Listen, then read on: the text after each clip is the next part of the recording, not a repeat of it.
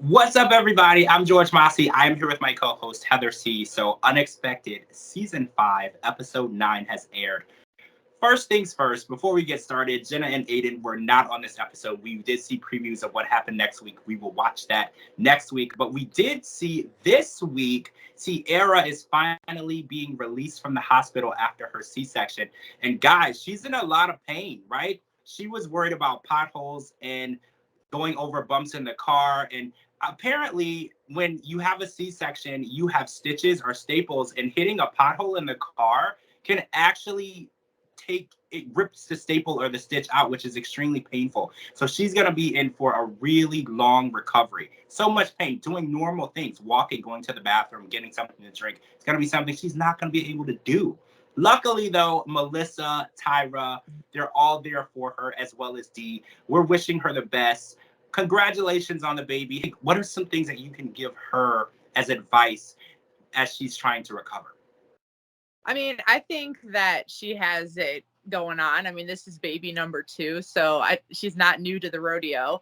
But I think that she was saying that her C-section scar is more of a sensitive area because she had her major surgery. You know, they cut you and then, you know, they put it back together. They have these literal staples. It looks like it's crazy. They're like metal. And it's just like anything. Like if you stretch your body a certain way, it will hurt. So not so much that it would actually probably come out because they use a special instrument to take them out, but any certain movement could cause it pain because it's a very tender area. So I think that it's great that she has such a large support system and that she has, you know, Dee there and her sisters and her mom, because I know, you know, bringing a new baby into the world is really stressful. And then let alone when you have a toddler on top of it. So I know because you're like, you don't want the toddler to feel left out. You don't want, you know, them to like not get along or try to attack the baby or whatever. So you're already exhausted. And then, you know, it just takes a toll. So I think that my best suggestion would just be stay positive. She's got this. You know, she's not new to the mom world. She's done great so far. Rely solely on her support system. Use her mom's help as much as she can while she's there.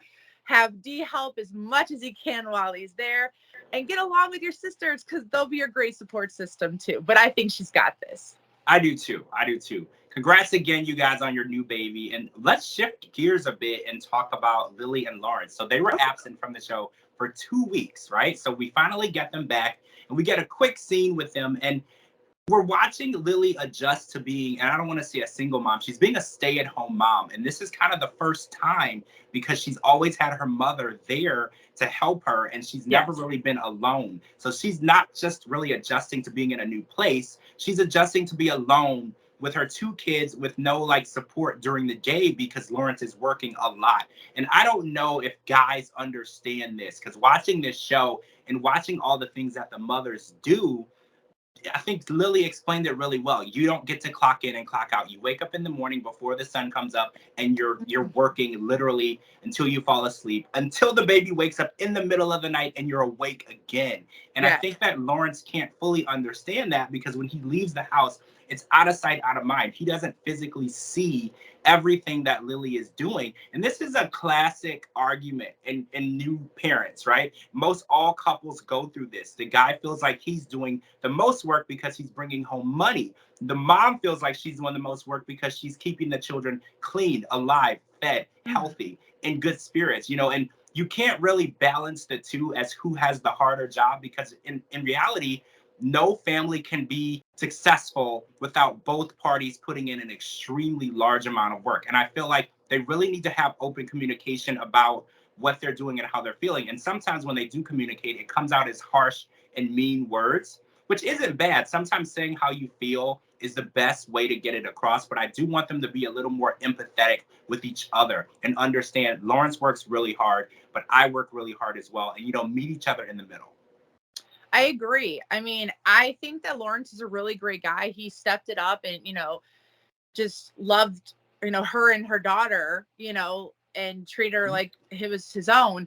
But I also think he's a tough cookie. You know, I think that he needs to look at the bigger picture, like you said. I mean, yes, he is going out and he's doing the physical labor and bringing home the bacon, so to speak. But it's like, she's staying at home and she's frying it up. I mean, it's literally a full-time job. She's on the clock 24/7 with no vacation time. And, she's got to keep her eye out. I mean, at that age, children could get into things. They can hurt themselves. They can, anything could happen.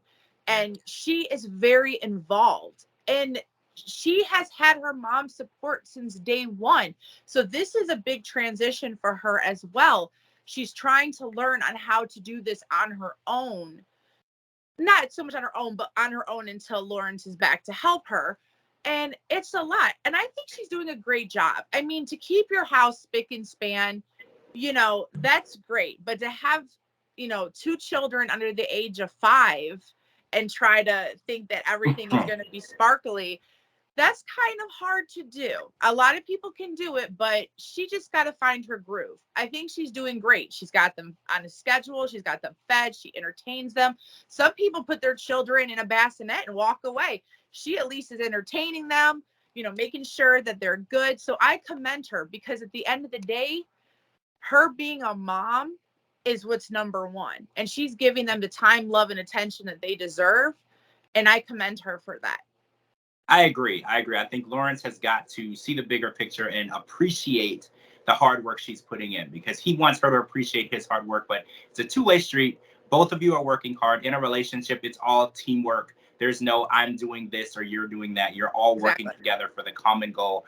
And I just need to see you guys get along and understand each other. When you talk, not just talk at each other, but actually hear each other. So we want to see you guys successful. And I know that you're going to be able to do that. All right, guys, that's it for part 1. We're going to come back with part 2 and talk about Jason and Kylan. Kylan is still in labor, and Emerson is not staying with her mom anymore. And we're going to talk about that when we get back. All right, guys, thank you so much for joining us. I'm George Mossey. This is my co-host, Heather C. This is Unexpected, Season 5, Episode 9, Part 1 of the podcast. And we're going to talk to you guys really soon.